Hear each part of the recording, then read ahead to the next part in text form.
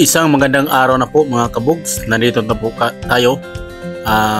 May bisita tayo mga kabugs from Ormoc, Leyte. 13 sila, kaya dalawang team natin gawin natin.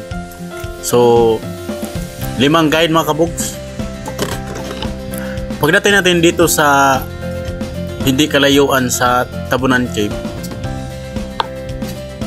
sobrang masaya sila naglakad kasi nakita nila yung napakagandang view at saka at lamig ng hangin mga kabugs.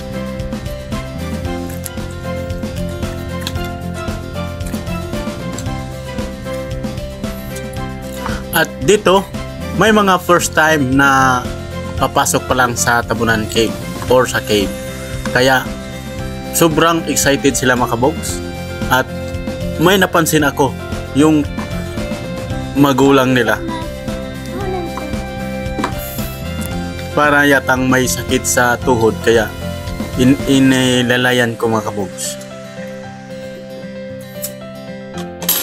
Pagdating dito, kasi medyo mahirap-hirap na daanan, nakita ko talaga na bawat hakbang niya may kunting kirot sa maramdaman niya, kaya inalalayan ko.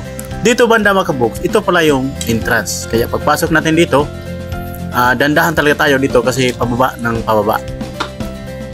Kailangan tayong humawak ng hagdanan. So dito mga kabugs ay ginawa nating dalawang team, yung 13.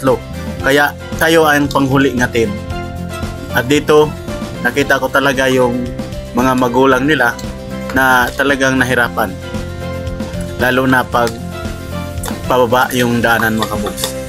Dito banda, nag-explain tayo dito mga kabugs kung paano naging cave, bakit tinatawag na Tabunan Cave, saan nanggaling yung name na Tabunan, at anong klaseng bato itong nasa harapan natin.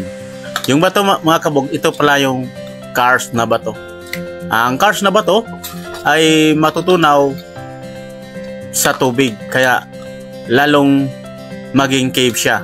So ito yung entrance mga kabugs, napakaganda na dito banda. Makita mo dito yung lahat ng formation sa bato, like corals, helictite, cave straw, cave soda, and meron pa talagang calcite. Pero dito banda mga kabugs, nakita ko na yung isa nating kasama na nahirapan maglakad, gusto na siyang umuwi.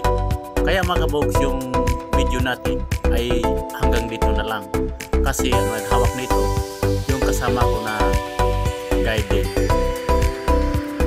Kaya mga kabugs, hanggang dito na lang, no? Kung sino ang gustong pumasok mag-explore sa Tabunan Cave, maraming salamat, lalo na sa mga bisita natin. God bless!